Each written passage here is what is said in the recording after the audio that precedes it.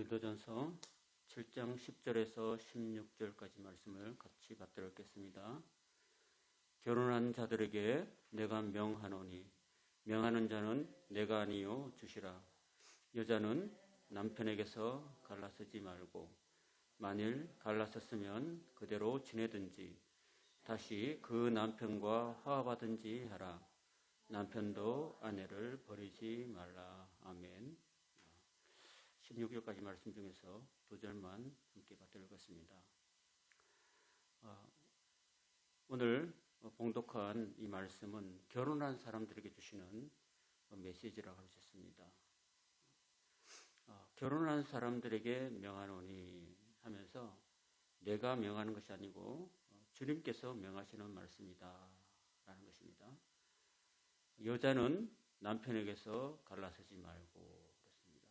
여자는, 아내는 남편에게서 떠나지 말고, 그러니까 이혼하지 말라 그런 말이죠.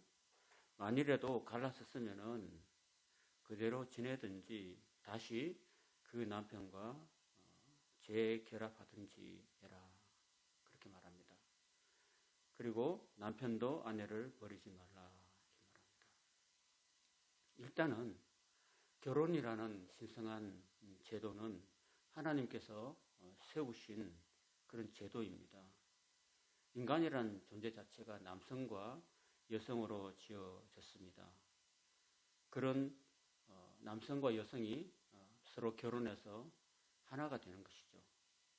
근본적으로는 둘이 하나가 되어서 한 몸을 이루고 한 가정을 이루는 것인데, 그렇기 때문에 절대로 어떤 사유로든지 갈라서거나 이혼하지 말아라. 만일에 어떤 사람이 어떤 사유로 이혼했다면은 다시 화합할 수 있으면은 화합해라, 재결합해라 이렇게 말씀을 주십니다. 결혼을 통해서 남자와 여자가 하나가 되는 것이고, 또 결혼이라는 제도를 통해서 인류가 번성하게 되는 것이죠. 그런 하나님의 그런 세우신 이 가정이라는 것, 부부관계라는 것을 소중히 여기고 웬만하면 함께 살아라 라는 것입니다. 예수님께서도 제자들에게 이렇게 말씀하셨습니다. 간음한 영고 외에는 아내를 내어버리지 말라 라고 말씀을 하십니다. 오늘날은 너무나 많은 젊은이들이 이혼을 많이 하고요. 특별히 제주도라든지 인천이라는 이런 곳에는 이혼율이 굉장히 높습니다. 얼마 살지 않고 그냥 헤어져 버리고 이혼하고, 혹 그 자녀가 있다면은 그 자녀는 또 엄마 아빠를 잃게 되고, 또 편부모 가정이 되고 한부모 가정이 되어서 이게 사회적인 문제가 되어가고 있는 그런 형편이라 할 수 있습니다. 그러면서 가정이 깨어지고, 그 가정이 깨어진 가운데서 자녀가 많은 문제를 일으키고 하는 그런 사회적인 문제가 되어가고 있다라는 것입니다. 그래서 우리가 10절과 11절에 있는 말씀을 우리가 깊이 잘 살펴봐야 됩니다. 그 다음에 12절에 보면은 그 나머지 사람들에게 내가 말하노니 하면서 이는 저의 명령이 아니라 이렇게 되어 있습니다. 그러니까 주님의 명령은 기본적이고 보편적인 거로 이혼하지 말아라 라는 거죠. 이혼하지 말라라는 것이고, 그러면서 이제 이혼하지 않았더라도 어떤 형제에게, 여기서 말하는 고린도서 17장 12절에 말하는 어떤 형제라는 것은 바로 가족, 형제, 그러니까 믿는 남자 성도를 말씀합니다. 그런 믿는 남자 성도에게 믿지 아니하는 아내가 있다라는 겁니다. 그러면은 그 아내가 비록 교회는 안 다니고 예수는 안 믿어도 남편이 교회를 다니고 예수를 믿고 있는 상황에서 남편을 사랑하고 남편과 함께 살기를 원하거든 이혼하지 말라, 그를 버리지 말라라고 당부하고 있습니다. 13절 같이 읽도록 하겠습니다. 고린도전서 7장 13절입니다. 시작. 어떤 여자에게 믿지 아니하는 남편이 있어 아내와 함께 살기를 좋아하거든 그 남편을 버리지 말라. 버리지 말라라는 것은 헤어지지 말라, 이혼하지 말라라는 말씀입니다. 어떤 여자, 그 여자는 예수 믿는 여자 성도를 말합니다. 그에게 믿지 않는 남편이 있다라는 거예요. 그러니까 한쪽만 예수를 믿어요. 부부 사이에. 그러면은 이런 일이 맞겠죠. 주일이 됐어요. 그러면 남편이 굉장히 낚시를 좋아해요. 그러면 남편은 자꾸 낚시를 가려고 그러고, 또 등산을 좋아하는 남편이면 자꾸 여보 오늘 날도 맑은데 오늘 쉬는 날인데 여보 나랑 같이 저 너꼬미 오름 올라가요. 이렇게 말할 수 있잖아요. 그럼 아니면 좀 돈 좀 있고 부자라든지 그러면은 여보 오늘 나는 당신과 같이 골프 좀 치고 싶어. 오늘 주일 하루 쉬고 골프 치러 나랑 같이 가. 그랬으면 좋겠어. 이렇게 할 수 있잖아요. 그렇다는 거죠. 그래서 이런 가정들이 굉장히 많습니다. 심지어 교회 권사님들도 자기 남편이 안 믿는 사람들이 많아요. 또 어떤 장로님 가운데도 그 부인이 교회를 안 다니는 그런 분들도 많다니까요. 그런데 사랑을 하는데 교회를 안 나가고 예수를 안 믿는 경우가 참 많아요. 그래서 그런 경우에 믿지 않는 남편이 있어가지고 이 교회를 안 나가는데 그래도 아내를 너무 사랑해요. 아내를 너무 이뻐하고 교회는 안 나오지만 그래도 막 헤어지길 싫어하는 그런 사람이 있다면은 그 남편과 이혼하지 말라라는 이야기입니다. 사랑하고 있으니까. 여러분, 우리가 잘 알 거는요. 사랑도 중요하죠. 교회를 같이 나오는 것도 중요하지만 사랑도 중요한 거죠. 그러나 더 중요한 거는 사랑하는 부부 사이에 헤어지지 말아야 되는 거죠. 헤어지지 말아야 되는데 그 교회 안 나오는 남편이 내가 오늘 주일 교회를 가는데 예배를 가는데 안 나와도 부인을 사랑해요. 그럴 경우에는 웬만하면은 그 남편을 버리지 말라. 헤어지지 말고 끝까지 살아라. 살면서 내가 믿는 예수님을 그 남편에게도 결국은 전해주고, 그게 남편을 전도하는 게 쉬운 일이 아니거든요. 결코 쉬운 일이 아닙니다. 자녀들 전도하는 것도 쉬운 게 아닙니다. 얼마나 많은 그런 노력과 기도와 눈물이 필요한지 모릅니다. 그렇기 때문에 당장 버리지 말고, 그분이 내 남편이 나를 정말 사랑하니까, 비록 믿음은 없을지라도 나를 사랑하니까 버리지 말고, 내가 교회를 다니면서 좀 어려움이 있다 할지라도 계속 그거를 위해서 기도해주고 또 섬겨주고 내가 할 것은 다 해야 돼요. 그렇게 하라는 겁니다. 그게 13절에 있는 말씀이고 14절 같이 읽어보겠습니다. 14절 시작. 믿지 아니하는 남편이 아내로 말미암아 거룩하게 되고 믿지 아니하는 아내가 남편으로 말미암아 거룩하게 되나니 그렇지 아니하면은 너희 자녀도 깨끗이 못하니라. 그러나 이제 거룩하니라. 이렇게 말합니다. 동일한 말씀이죠. 또 남편이 예수를 믿어요. 그런데 부인이 예수를 안 믿는다. 똑같습니다. 사과는. 그 웬만하면은요, 이런 우리나라 그 통계상으로 보면은 여자가 먼저 믿어요. 여자가 먼저 믿으면은 남편이 돌아올 확률이 많을까요? 아니면은 남자가 먼저 믿고 또 여자가 돌아올 확률이 많을까요? 여러분 딱 뭘까요? 통계상으로 여자가 먼저 믿고 남편이 돌아오는 경우가 훨씬 많습니다. 그 왜일까요? 여자 하기 나름이라는 거죠. 여자 하기 나름. 남편이 잘 믿고 아무리 그래도 남편은 여자한테 많이 따라가요. 웬만하면. 그래서 그런 경우도 있습니다. 남자, 여자 그런 속성에 따라서. 어쨌든 나로 인해서 내가 먼저 교회를 다니고 믿지 않는 내 남편을 전도해서 구원하고 또 믿지 않는 내 자녀들을 그렇게 믿음으로 기도하고 전도하고 그래서 구원시키는 거, 이런 거를 위해서라도 결코 이혼하지 말아라, 남편을 버리지 말아라, 아내를 버리지 말아라 그렇게 말합니다. 그렇게 함으로써 결국은 믿지 않는 사람을, 내 가족을 구원시킬 수 있고 거룩하게 할 수 있다라는 말씀입니다. 만약에 그렇지 않으면 너희 자녀도 깨끗하지 못하리라 하신 말씀은 그렇기 때문에 그렇게 안 버리고 계속 사랑하고 섬기고 예수님을 전하고 눈물로 기도하고 그렇게 함으로써 남편도 거룩하게 하고 구원시킬 수 있을 뿐 아니라 자녀들도 마찬가지로 깨끗하게 하고 거룩하게 할 수 있다는 그런 말씀인 거예요. 16절은 마찬가지입니다. 아내 된 자여 내가 남편을 구원할런지 어찌 알 수 있으며 남편 된 자여 네가 아내를 구원할런지 어찌 알 수 있겠느냐. 모르죠. 그러니까 포기하지 말라라는 것입니다. 15절에는 혹 믿지 아니하는 자가 갈리거든. 그러니까 내 남편이 안 믿어. 끝까지 안 믿어. 그리고 나하고 헤어지자 그래요. 갈리자고 하는 것은 나하고 끝까지 살기 싫다. 당신하고 살면은 정말 너무 힘들다.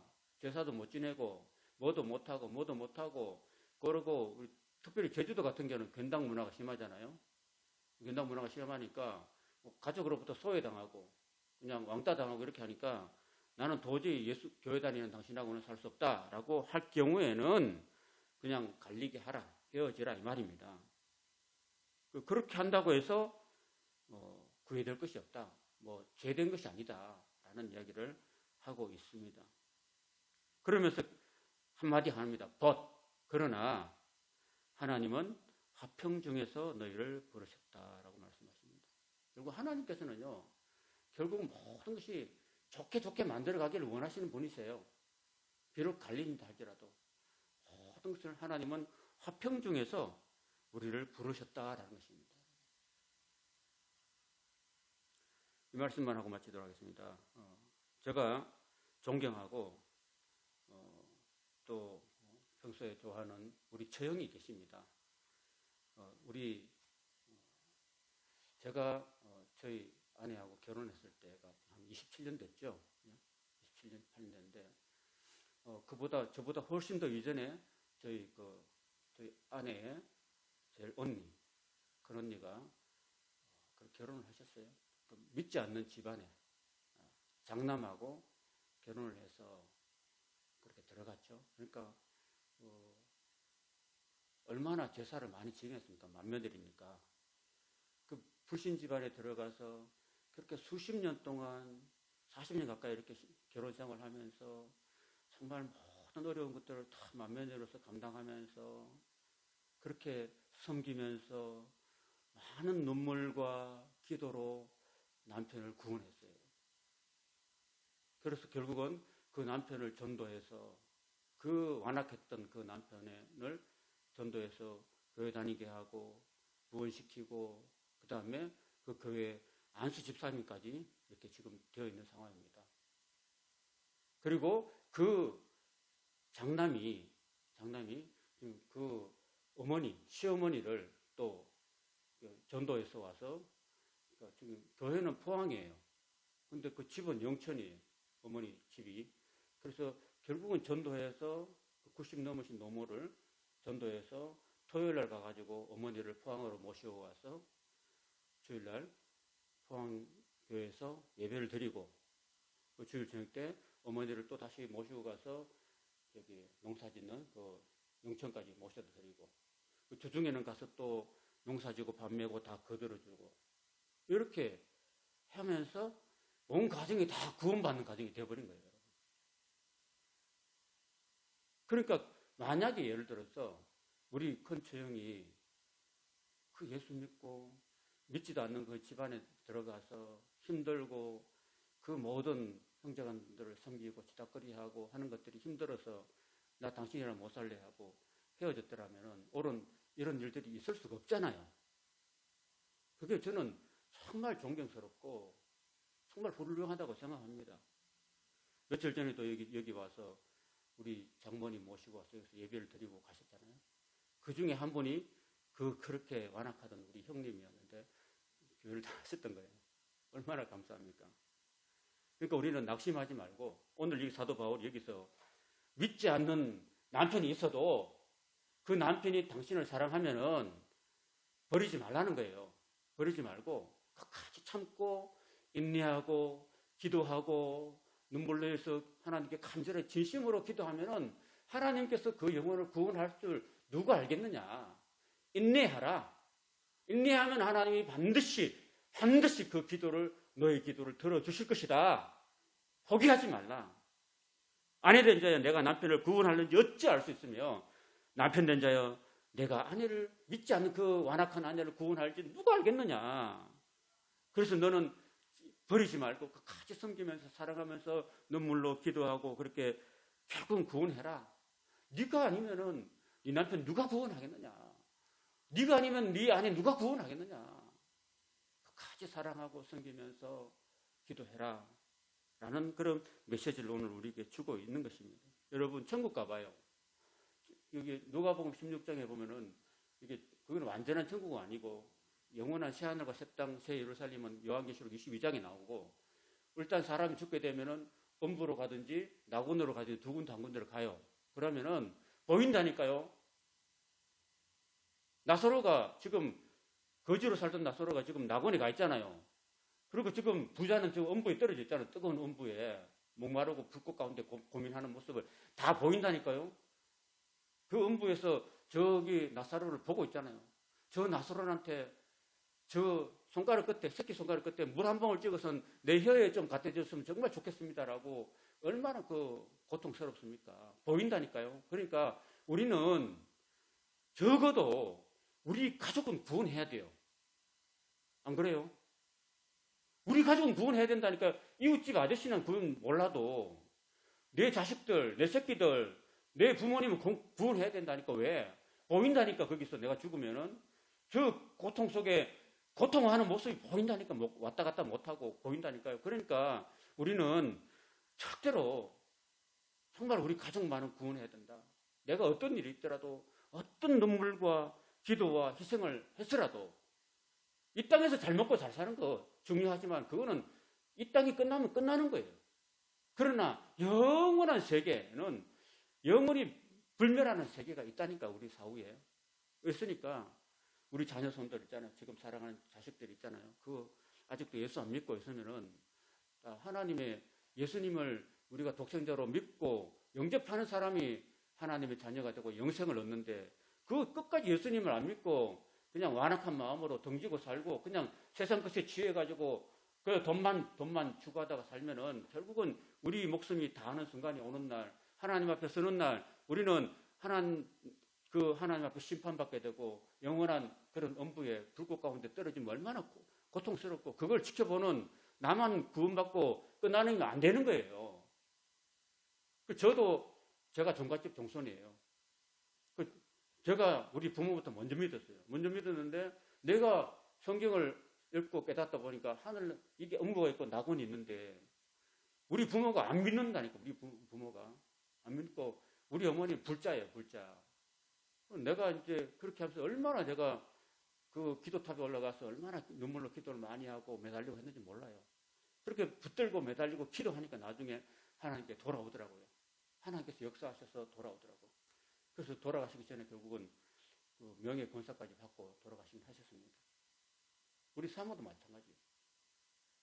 안 믿는 그런 부모님 위해서 서울에 살면서 매주일마다 강남 고속버스 터미널에 가가지고 남부 터미널 가가지고 순천까지 그 벌교까지 내려가가지고 전도하고 또 주일날 올라와서 예배 드리고 이걸 얼마나 왔다 갔다 했는지 몰라요. 그 거리를 따지면은 그렇게 해서 부모를 전도하려고 그렇게 애를 태우고 기도하고 전도하고 설득하고 그렇게 했다는 거죠. 그렇게 하니까 이제 91세 되신 그 어머니가 우리 장모님이 교회를 다니고 예수를 믿잖아요. 온다니까. 기도는 하나님이 응답 주신다니까요.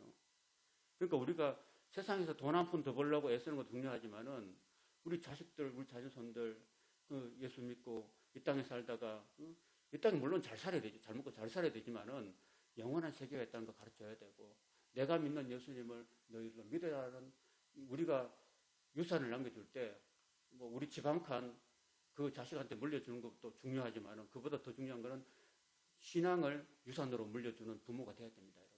신앙을, 믿음을. 그래 우리 자식이 내가 죽어도 나는 하늘나라가 천국 가는데 우리 자식들이 지옥 가면 안 되잖아요. 그죠? 그거 물려주면 아무리 내가 자식들에게 천금만금 물려주는 것보다도 그 믿음 못 물려주고 신앙을 유산으로 못 남겨주면은 그게 부모가 아닌 거죠, 사실은. 사람들이 몰라서 그런 거죠.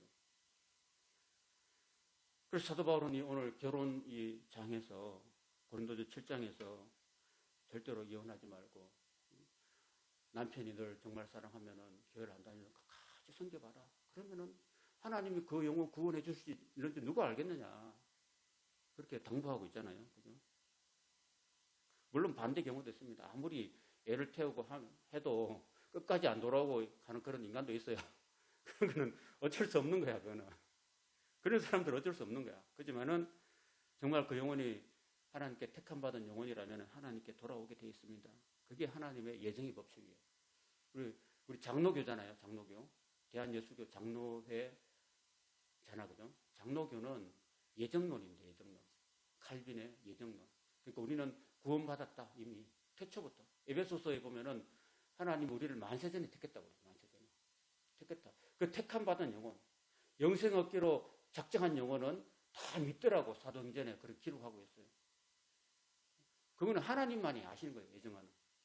근데 결국은 예정된 사람, 구원받기로 예정된 사람 하나님께 다 돌아오니까 그럼에도 불구하고 우리가 전도를 해야 되는 거예요.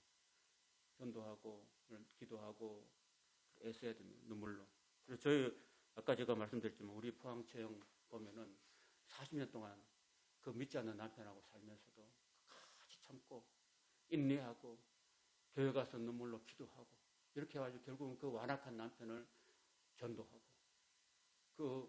그 남편을 통해서 시어머니를 돌아가시기 전에 전도하고 그 자식들 다 전도하고 막 기쁨이 넘쳐요. 은혜가 넘쳐요. 그렇게 많이 잘 살지는 못해도 제가 5박 6일 동안 같이 여행하고 다니면서 정말 막 하하호호가 끄지 않아요. 하하호호. 정말 웃음이 피고 정말 서로 정말 잘해주고 형제간에 그렇게 우애 있는 그런 우리 그 친정, 우리 사모 친정이. 그럼 너무 부러워요, 제가. 야, 저렇게 믿음의 가정. 저것이 바로 천국의 모델이 아닌가 할 정도로. 91살 되신 어머니는 건강하시고, 그렇게 제주도를 한 바퀴 빙빙 돌아도 그냥 뭐 힘들어하지 않으시고, 또 빨리 주무시긴 하지만, 차도 잘 타시고, 조금 멀면 하시긴 하지만, 그래도 잘 다니고, 잘 드시고, 또 자식들과 함께 시간 참 좋다. 참 좋다. 이렇게 말씀하시고, 또 내년에는 또 언제 모이냐. 이렇게 말씀하시는 거 보면은 정말 좋아요. 그러니까 믿음의 가정을 이루었잖아요. 그 큰 체형의 그 눈물의 기도를 통해서. 오늘 저와 여러분들의 삶에도, 저와 여러분의 가정에도, 자녀 손들에게도 이런 은혜가, 구원받는 은혜, 온 가족이 다 하나님을 섬기고 구원받는 그런 은혜가 우리의 눈물과 땀과 사랑의 수고와 기도를 통해서 우리 가정 속에, 우리 자녀 손들에게 정말 임하시기를 주님의 이름으로 축원드립니다. 아멘.